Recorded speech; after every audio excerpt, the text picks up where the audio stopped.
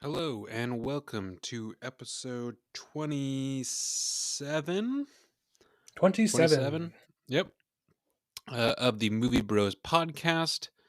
This is, of course, Duncan and Hayden. Hello, hello.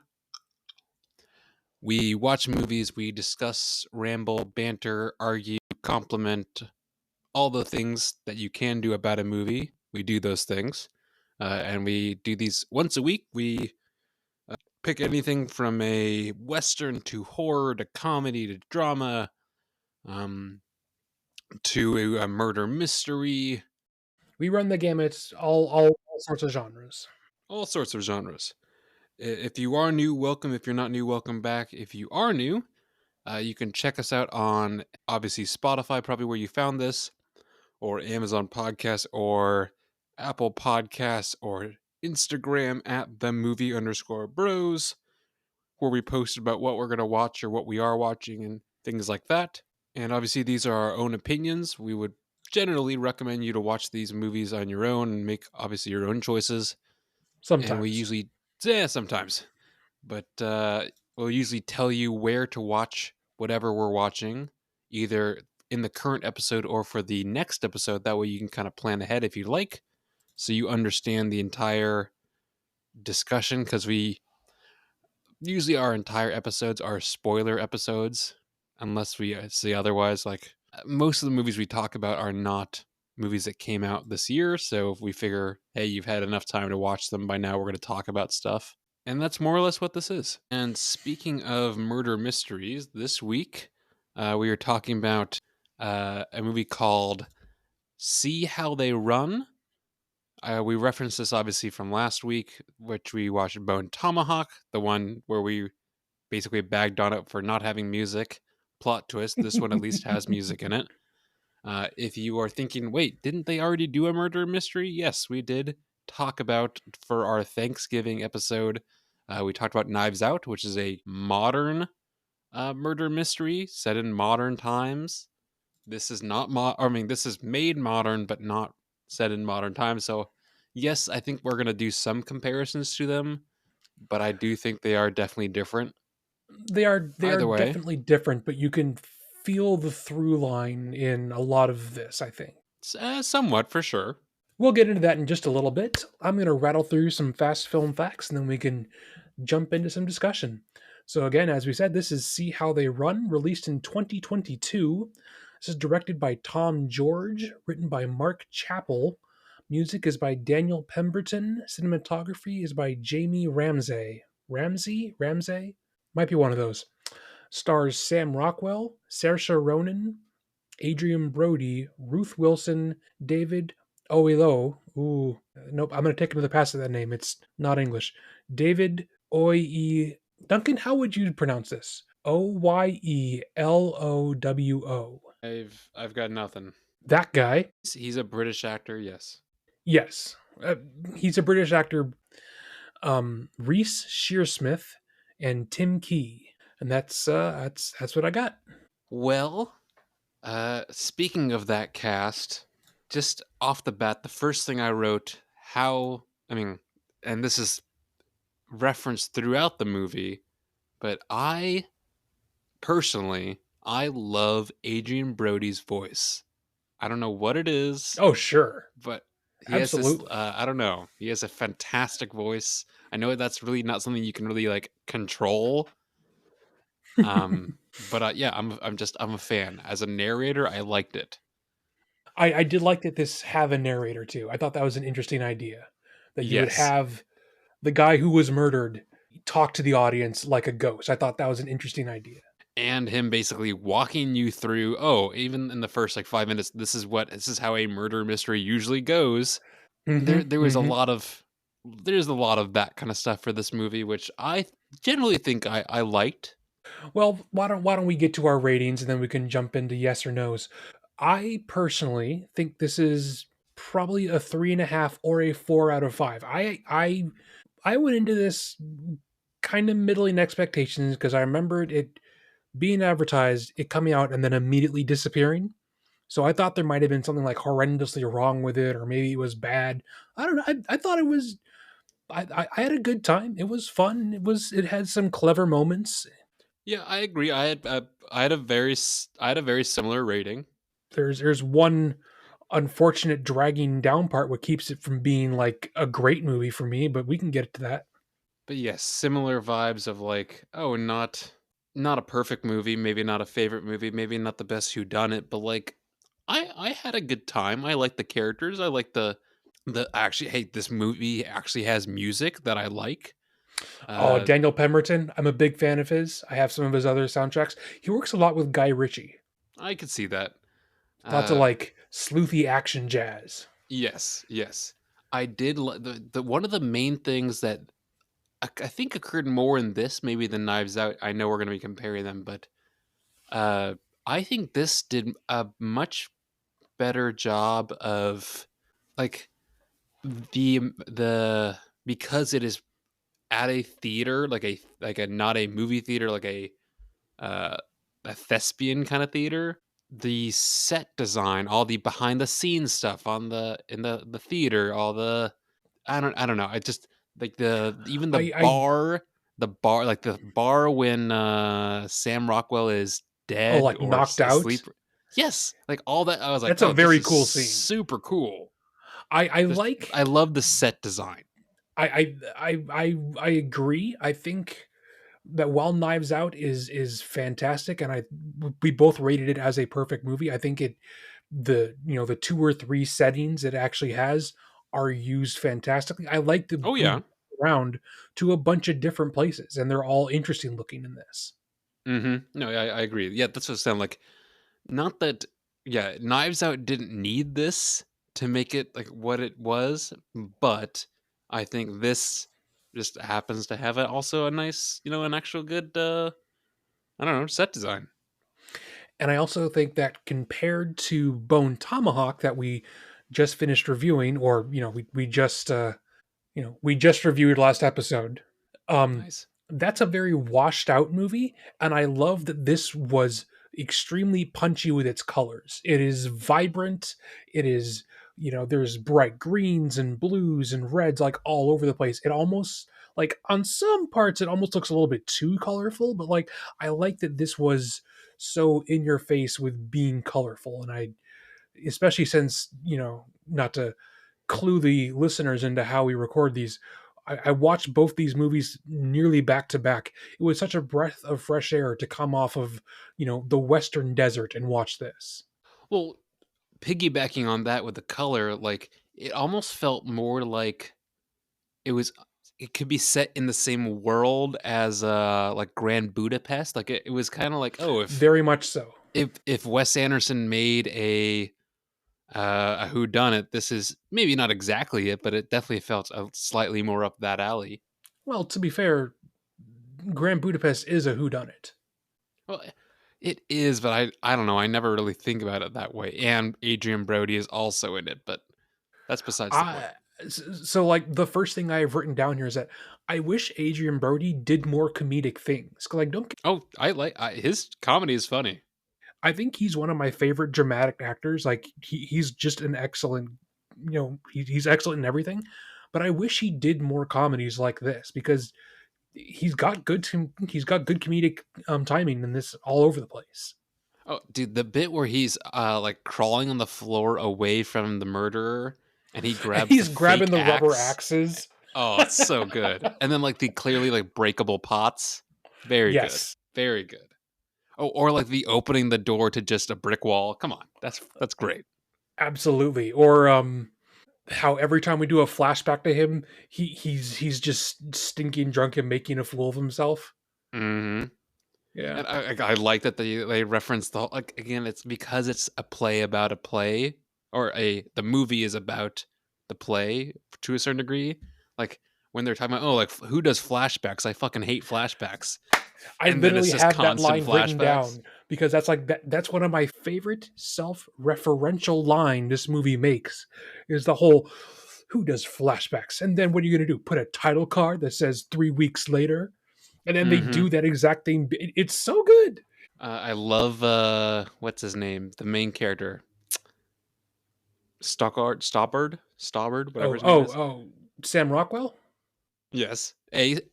Fucking I love Sam Rockwell, but also B, I love his shitty little car that he is just aggressively driving Oh, everywhere. I love his little toy car. It is great. Yes, yes. The thing that knocked the star off of this for me is Sam Rockwell in this. What? So let me preface this and maybe explain that a bit. So I love Sam Rockwell. He's a great actor, probably up there with Adrian Brody and things like that. I think he is horribly underutilized in this, and continually, I much more wanted this to be just Saoirse Ronan's character bumbling through and ultimately solving a mystery, because I don't think he brings much of anything to this. And I granted, get that's it. not I do that's get it. not his fault. Like that's what he has to work with. But like, if you took him out, the plot would be the same. I don't think his character brings anything to this, and I don't find him to be very interesting. And also, I don't think he does a good British accent. It was the whole movie. I was like, he still just kind of sounds like a guy from Texas trying to sound British. I didn't buy it. So I feel yeah, like I they could. mean, I like Sam Rockwell. I think his and the character specifically inclusion in this movie brings it down for me. Well, all the stuff with his wife or like his there were moments where they started to make him interesting. I I don't know. I mean, I get it, but and this is the other thing I've written down. I'm not gonna beat her on the bush here. I'm a really big Saoirse Ronan fan. I think she is a fantastic actress. I also think she's really attractive. So Okay. All maybe right. so and I'm being fully like self aware here. So maybe my desire to have her be the only star of this is based upon that. But I don't think so. I don't think his character is nearly interesting enough and endearing enough compared to hers. Well, I mean, she's definitely a more peppy and vibrant and like more of a look over here. But I do like the whole. I don't know. I like the dynamic. I Like but the he whole has like so oh little to offer other than I'm gonna try and sneak away and drink. That's not a dynamic. eh. I okay. I enjoyed it, but that's okay. And Okay. it's hard to beat the mustache. It's hard to beat the mustache. I mean, don't get me wrong, he looks great, but I don't know. I guess in the back of my mind, I was still kind of comparing it to a Daniel Craig Anna de Armas like dynamic, because in some ways it is similar, or Yes, that's what they're trying to go for. sort of. And I just I guess if I'm comparing the two, this one comes up really short. Well, yes, if you're comparing the two. Um, Another thing about Sarah Sharon, she's actually Irish, and I think it is interesting that she just gets to talk like her normal self in interviews in this movie. Uh huh. Uh huh. I don't know, just something I noticed. I don't know if you know who she is, but the producer who's having the affair with his secretary, his wife, who's only in this for like maybe 20, I 30 seconds, has like two lines.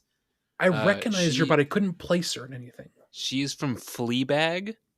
Oh, she's the woman with the haircut.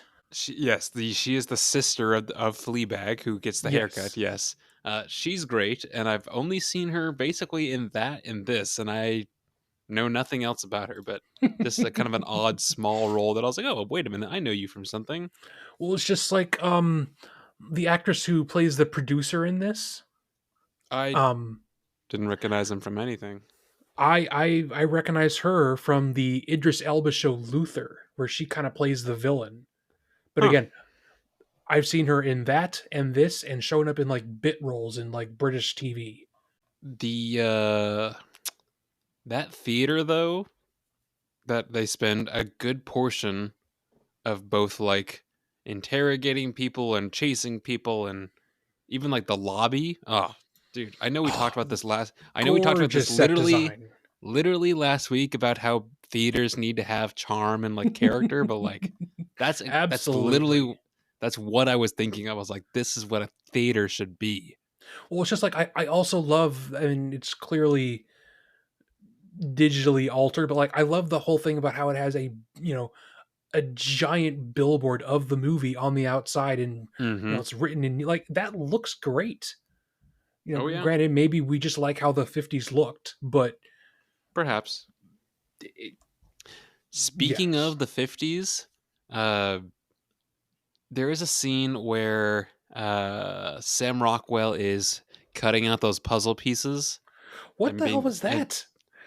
I think that's I don't really for sure know, that's probably why I knocked this down a little bit, but, um, did you see how high his pants were? Yes, I laughed at that. Oh my god, dude.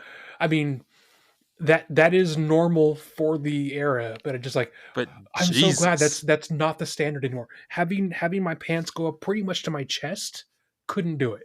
I know we already kinda touched on it, but the death scene where he's just at the bar with, Adrian, Brody, it felt I like that kind a of out of lot. place, but I liked it a lot. I liked it how it was essentially a goofy version of the scene from The Shining. Oh, yeah, that's true. Um, I guess I would be okay with the inclusion of the Sam Rockwell character purely for the fact that they confuse him for the murderer like halfway through the movie. I thought that was very funny.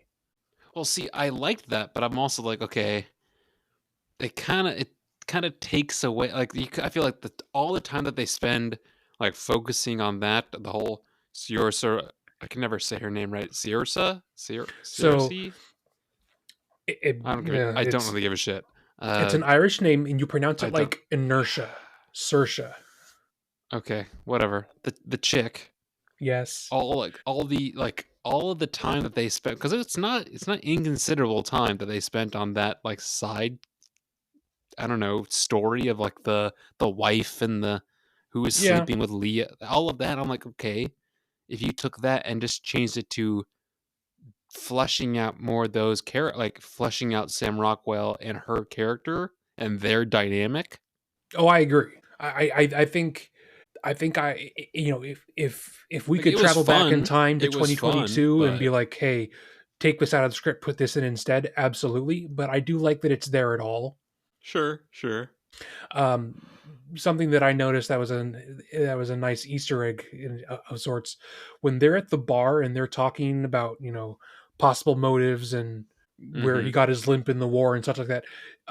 They're drinking different things based upon their nationality. So she has a black Guinness and he's just drinking a normal ale. I thought that was funny.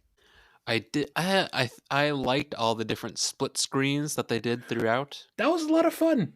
Yeah, it was a lot of fun. I like that there was a lot of interesting, like, I don't want to call them tricks, but there's a lots of like Yes. fun things going on to try and keep everything fresh and moving Well, instead of it's just it was more of doing. like, keeping things fresh, but also so many, like, they were using so many of these classic, like, murder mystery tropes and kind of poking fun of it, but also still using those tropes. Yes. I guess what I would compare this to would be Death on the Nile is very competently made. It's very well acted. It's clearly well made, and it is nowhere near as fun as this. And there's nowhere near as many interesting camera work and pacing and Mhm. like scene choices in that.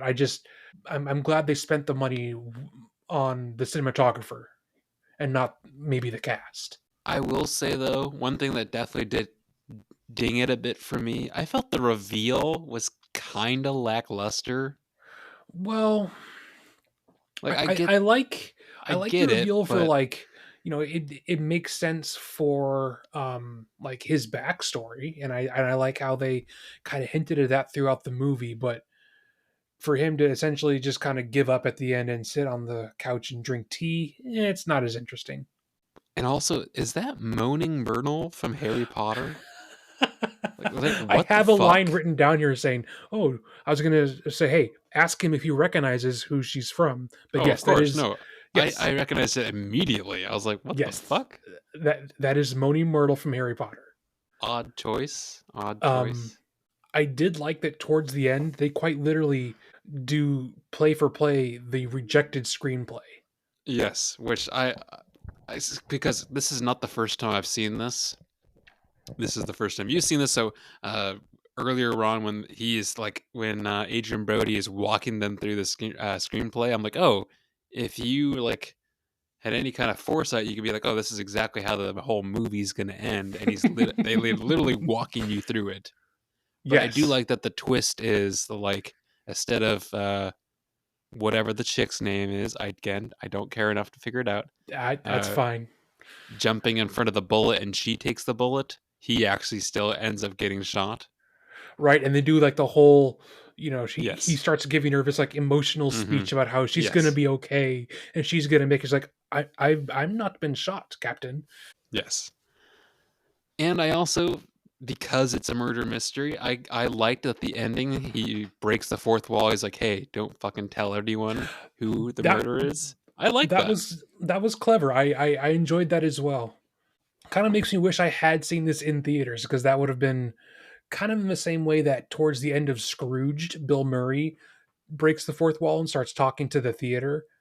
I kind of would have liked to experience that in the theater Yeah, if I remember right, this was in and out of theaters pretty quickly. very quickly, even if it even went at all, because this I'm is pretty sure it got clearly a it very did think it got a theatrical release. I'm pretty sure.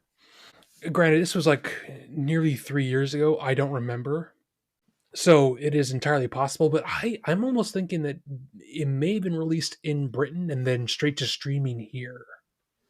I see. I This is before I hired him, but I think my work showed it. Oh, okay. So I think it got a release, even if it was limited. I like that the music throughout was kind of speakeasy music. Yes, it kind of reminded me of like Mysterious Swing. Mm-hmm. Exactly. Exactly. Um, and that composer had also done all the music for Man from Uncle, which is similar Mm-hmm. in some ways. And so I was kind of thinking, well, I'm definitely going to track this down on Spotify, but I wonder if I could find this like physically because I had a great time listening to this. Did you recognize who Dickie Attenborough is supposed to be? I recognized him, but I could not remember where from. Well, I meant the character, not the actor. Well, Richard Attenborough, I assume. Well, yes, I kind of forgotten that he was the main guy in The Great Escape, among other things. Yes. Well, it's like he was also in the Last Kingsman. He was? Not Richard Attenborough, but that actor. Oh, see. I'm talking about Richard Attenborough, but yes, he was in the Kingsman movie. Jesus, No, they actually brought Richard Attenborough back to life for Kingsman. I know. I was like, what the fuck are you talking about, dude? Hey, movie magic these days, they can do anything. There was a shot when Adrian Brody is in the like back area cleaning his trousers, and he's looking around for the sound where uh they did something similar to this in God, what was that? And you even talked about it using mirrors. Oh fuck, what's it called? We Oh, reviewed it. in Scary Stories. Yes, they did something very similar to that with him with a mirror, and it just made me think of our previous episode. Because again, it's actually interesting cinematography. Yet again, shows just how much it can actually make an impact on a movie. Mm-hmm, Because absolutely. boy, howdy did. I mean, I can just imagine if you take someone who did something like, uh, what was the what? Oh, like we're all going to the World's Fair, and gave them the gave them the budget to do this. I Ugh. do still kind of want to watch I Saw the TV Glow just because that's essentially supposed to be a very similar thing just with more budget and see if it's any better. Folks, if you don't know what we're talking about, one of our very early episodes, And just unanimously one of the worst things we watched. definitely pretty close to that, is probably Tales from Earthsea. Oh, now that's a discussion. Which one is worse? Um, Perhaps a I discussion think for another time. Yeah, perhaps, perhaps. Maybe we'll do a New Year's year in review, something like that. I don't know. Okay.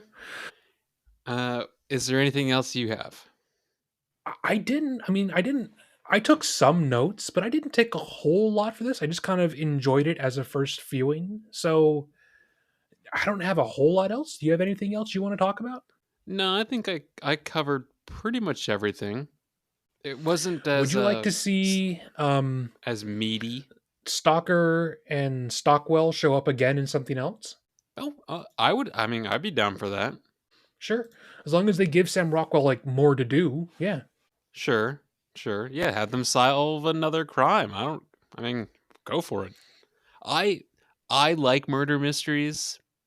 So do I. I just like them when they're So, fun. well, sure, yes.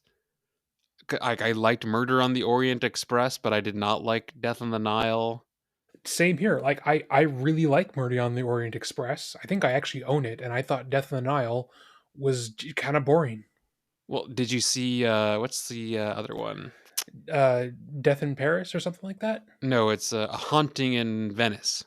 That's the same thing. Very I was very underwhelmed, to be honest.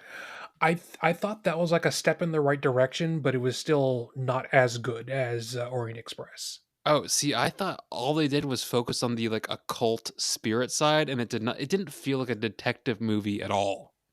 Well, I mean, he Like does at solve all. it, Eh, logically at the end. technically yes, but like I don't it just didn't feel like a mystery. Yeah, that's fair. Just like this felt much more like, oh, they are trying to figure out this crime. It's like Knives Out is like, oh, they are trying to figure out, granted, with a bit of a twist, the hmm crime. Well, I like the twist in this one is that the killer is trying to figure it out while essentially watching the movie with you, or Mm-hmm. not the Mm-hmm. killer, but the victim. But killed. Yes, the killed. Well, is there anything else we want to add on for this movie specifically before we move on to other things? Um, no, I would say I would generally recommend this.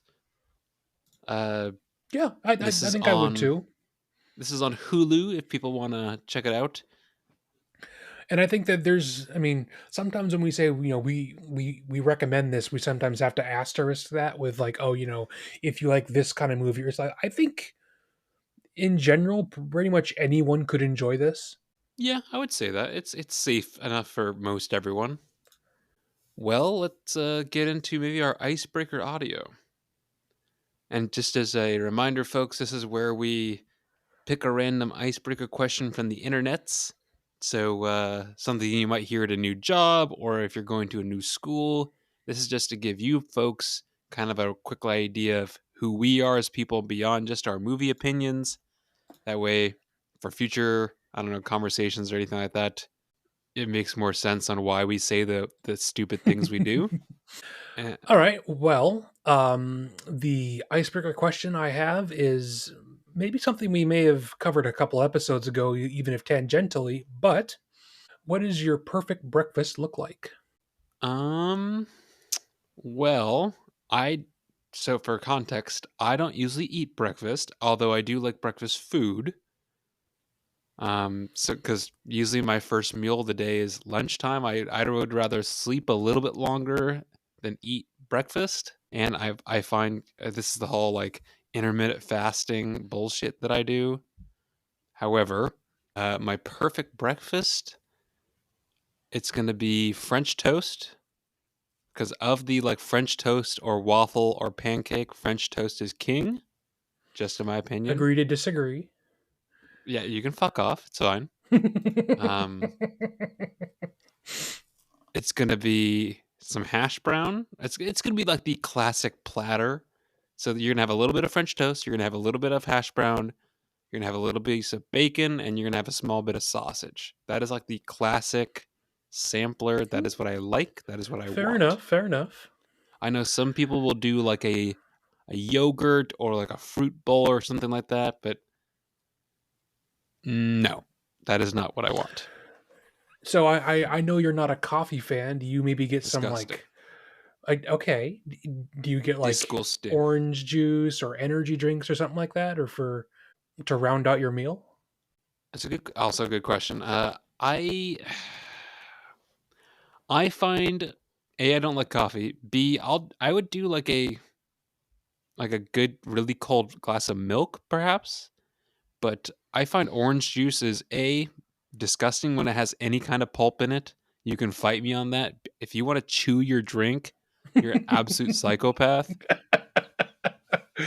I mean, I like orange juice. I don't like pulp in my orange juice. Yeah, that's dude. What the fuck, dude? Why do I want these little I bits? think Ugh, I think disgusting. that's like an older person thing where maybe Oh that no, was no, just it's not. No, it's not, Hayden. I know so many people, either my age or younger. They're like, "Oh yeah, I like it with pulp." I'm like, "Oh, cool. I don't need to hang out with you ever again in my life." really you're cutting off friendships because of pulp. Yes. Even without the pulp, though, I find orange juice as well. It's nice. I find it a the taste lingers in your mouth, and it's super overpowering. And I don't want everything else to taste like orange juice. Fair. And energy drink, I've never maybe it hasn't happened yet, but I've never really been a big energy drink guy. I find maybe because I'm not used to that much caffeine, but the few times that I'm like, oh, maybe I'll get a small Red Bull or something like that, I have a crazy headache. Like it's just, It is something you definitely have to be used to. and I don't really want to get used to it, if I'm being That's honest. fair. It is not for everyone, clearly. So yeah, if I was doing breakfast, like actually doing breakfast, I would do the food that I had said, plus probably, yeah, a glass of really cold milk. Okay. What about you? Um Oh, you're before I hold on. You're a waffle, and you're like a Jimmy uh, Dean sausage person, and a cup of gross coffee.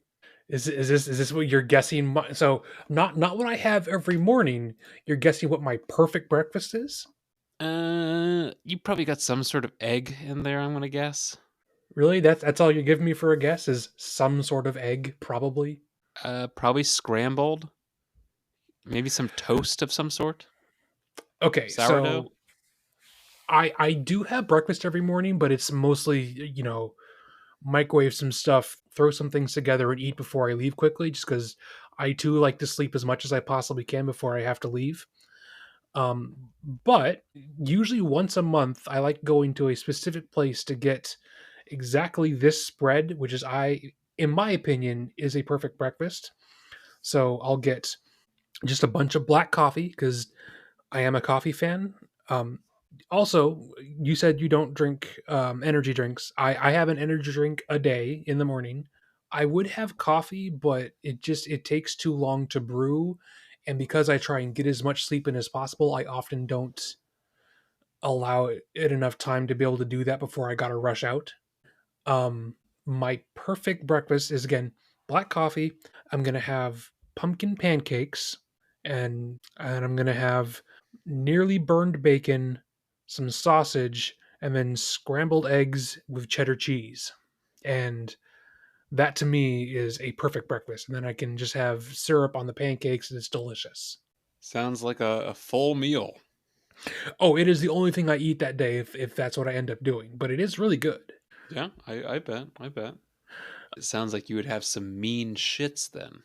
Well, everything has consequences. So we I think we that's we accept our fates. yeah, yeah, no kidding. Well, I think that's a quick, easy breezy icebreaker audio, breakfast foods, Yeah, and I things was like thinking, that. well, I could choose one that was like, let's talk about personal convictions or something like that. Like, nah, let's do breakfast food. Yeah, there's always next week. Foods is a good one. And speaking of next week, what are we watching? That's a good question. I've already. We are watching Ad Astra Yes, we're doing some space drama with Brad Pitt. and Tommy Lee Jones. Well, briefly. Briefly, if you, yep, if you'd like to watch this again, it is also on Hulu, so check that out. That'll be posted next Sunday, And then and schedule dependent, we might have some Christmas special out towards the 25th, but again, there's going to be some of us are going to be traveling, things are going to be happening. So if we can, we'll get that out, but if not, look for Ad Astra instead. Well, with that, folks, that was again episode 27 of 27. So, again, check out the first 26 episodes of the Movie Bros podcast. We're your hosts, Duncan and Hayden. That was See How They Run, starring some chick and Sam Rockwell. Bro, come on. You just do this to piss me off now. Either, either way, folks, that's the movie we recorded. That's the movie that we reviewed. That's the movie that we generally liked. Yeah, pretty Um, good. watch it, form your own opinions. Watch Ad Astra for next week. Maybe hear a holiday episode coming soon. Take care of yourselves out there in this crazy world, and we'll see you all then.